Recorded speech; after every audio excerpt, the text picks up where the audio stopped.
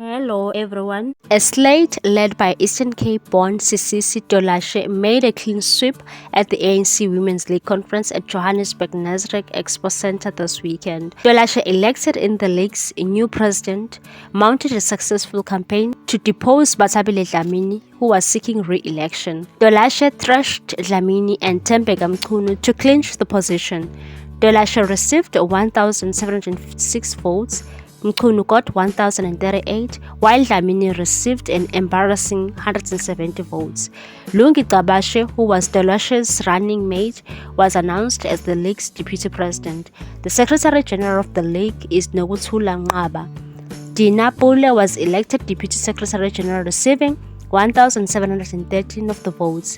McQueen Letsoha received the biggest chunk of the votes, garnering over 2,000 for treasurer general.